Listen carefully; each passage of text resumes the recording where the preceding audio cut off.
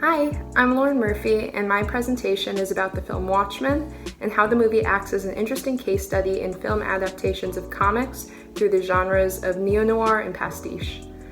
There's always been a lot of resistance towards adaptations of books into movies, and when the ability to remain faithful to the original book or comics is held as vitally important by devoted fans, writers and directors have difficult decisions to make when bringing these adaptations onto screen. Zack Snyder's film Watchmen acts as an interesting case study in looking at these film adaptations of comics through the importance of genre. The film faced enormous amounts of criticism upon its premiere in 2009 and was deemed unfilmable for over 2 decades before its release. In order to understand why bringing the comics to life seems so impossible, it's necessary to understand the significance of the comics' history and following. Published in 1986, the novel amassed a cult following immediately, and although production studios made efforts to bring the complex characters and larger-than-life conflicts onto the screen, they consistently failed to meet production deadlines and studio budgets. The anticipation for the movie's release was so great by this time that audiences were bound to be let down after years of growing expectations. Before beginning to explore the ways in which Watchmen creates a unique portrayal through an adaptation of its source material, Philip David asserts that Watchmen can only be understood in the context of the novel. The Watchmen book series, written by Alan Moore in the 80s, questions the idea of the hero, represented by the blood-stained happy face that acts as the icon for the series. The story opens in the 1930s in a world just like our own, except this world has a group of costumed vigilantes, called the Minutemen, who don't have any superpowers but fight crime in their respective cities. The only person on the planet who possesses any real superpowers is Dr. Manhattan, a nuclear physicist turned superhero after an accident in an intrinsic field experiment test chamber. Now possessing the powers of telekinetic control, the ability to teleport himself or others, and clairvoyance that allows him to see into the present, past, and future at any given time, his character is the closest thing there is to a god. Throughout the course of the Vietnam War, into the 1980s mid-Cold War, the Minutemen are brought together in a collective effort. Now under the title The Watchmen, they act as a symbol of courage and hope in both politics and culture in American society. We're brought into the film and learn that the US government has utilized Dr. Manhattan's powers as means of winning the Soviet war. Simultaneously, the comedian, who's another member of the Watchmen, has been hiding evidence of the Watergate scandal in an effort to help Nixon become re-elected for a 3rd term. After police strikes and nationwide protests caused costume adventuring to be banned, the heroes of the Watchmen continue to fight crime as government agents. We then follow anti-hero and mass vigilante Rorschach as he embarks on a journey to solve the death of the comedian. What makes the adaptation of Watchmen particularly engaging is its ability to function as both a neo-noir film and as a pastiche of the neo-noir genre. Now, what's neo-noir? It's cynical and satirical and often rooted in ideas of despair, tragic endings, stylized dialogue, and debunking the artificiality of genre tropes. In understanding how classic noir films like Chinatown and Taxi Driver have paved the way for modern neo-noir movies, it's important to understand the history of the genre. Neo-noir is a complex subgenre that often follows niche subjects or themes and is often heavily dependent on the director's personal filmmaking style. It's neo-noir's use of these niche subjects and themes that solidifies its standing as a subgenre, and it's important to understand the issue of genre in relation to the creation of neo-noir as well. Film noir, as John Irwin points out, emerged from a variety of factors: overabundance of detective narratives that were finally released in the early post-war years, tightening studio budgets which led to an increased emphasis on atmospheric lighting, and many other money-saving techniques. Philip Davis writes, "Neo-noir's self-consciousness and its deliberate use of noir stylistics and techniques in order to formulate its own narrative paradigms is what sets it apart from classic noir. As we will see, Watchmen identifies this aspect of neo-noir and exploits it in order to create its own pastiche of the neo-noir genre." The character of Rorschach and his investigation into the death of the comedian is what opens the film. The audience is quickly faced with Rorschach's disgust for everyone around him and the world at large.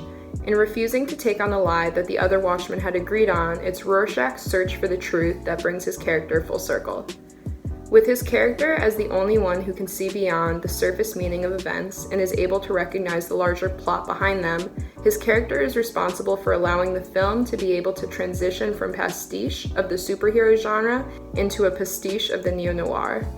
Classic noir is often built upon the narrative structures of hard-boiled fiction in its depiction of isolated, marginalized detectives, corrupt and violent worlds, and convoluted narratives punctuated by pervasive violence. But classic noir uses these same features in a way of signifying its own historical moment. Watchmen does both of these things. Visually, we can identify Rorschach's character quickly as the neo-noir protagonist in his social isolation. In the opening scene, we see the film visually juxtapose law enforcement against Rorschach's status as a marginalized vigilante, but slowly we begin to see the ways in which his character begins to fill the role of an anti-hero protagonist. Rorschach spares people punishment for personal reasons and often acts out of his repressed feelings for love and intimacy, caused by growing up and seeing his mother work as a prostitute. After seeing the brutal murder of a child, Rorschach becomes convinced that the world is godless and has no meaning, and he uses these suppressed feelings of sexuality to fight criminals in secrecy. While the Watchmen act as superheroes out of a sense of duty, Rorschach does so out of an obsessive need to serve the cause of justice. In doing so, he isolates himself existentially from his allies and removes himself further from society and any chance to create meaningful relationships with others.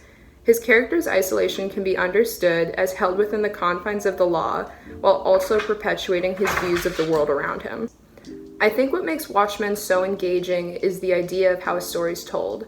When reading the comics, the internal issues each character faces extend beyond moments of alcoholism or anger issues, and instead uses the comic book format to truly question what these characters would experience if they were real people in the real world enduring mania, paranoia, anxiety, rape, or war.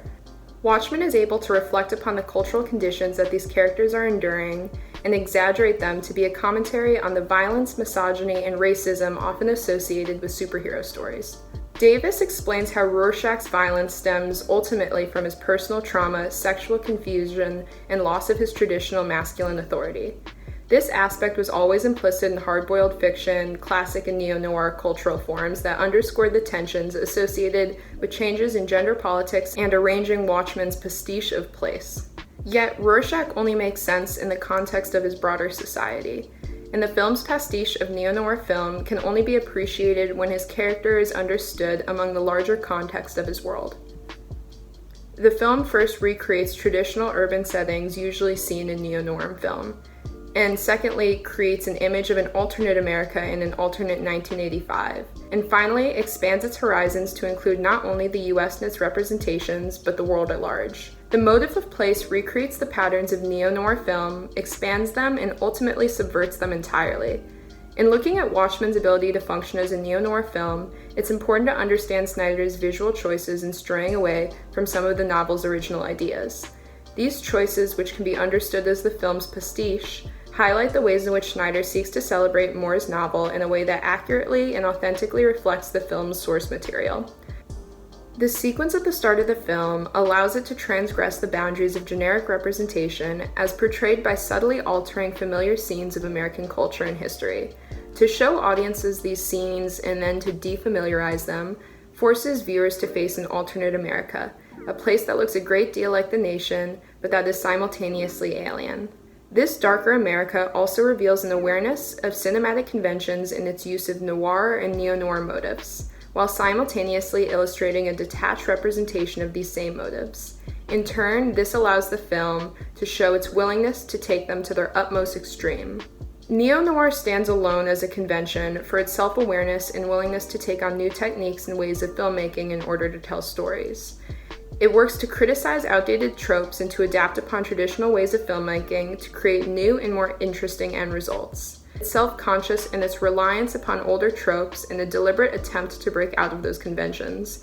Pastiche is thus inherent in neo-noir's underlying aesthetic.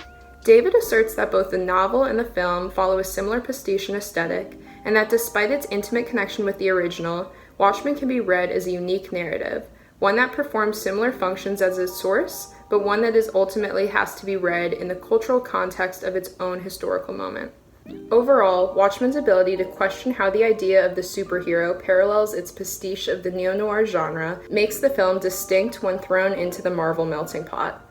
The world of Watchmen doesn't necessarily fit within the boundaries of a superhero film or film noir, which makes the adaptation that much more interesting. Snyder uses the medium of the film to build a world around the Watchmen that suggests that we are in new territory with film noir and how we can tell stories. The classic noir may have been suitable for the post-war generation, and neo-noir may have been applicable as an art form for the latter half of the 20th century, but our own moment requires something new. The film never answers its own question, it never states what art in our own period should look like, but nevertheless forces us to ponder the relationship between our own narratives and their social context. More specifically, our superheroes and their social context. In taking all of this information forward, I highly encourage the same advice that my dad had given me, to read the comics and then watch the movie and then watch the series if you want to truly appreciate Watchmen as a whole. And to finish with a quote from Alan Moore, if we only see comics in relation to movies, then the best will ever be are films that don't move. Thanks.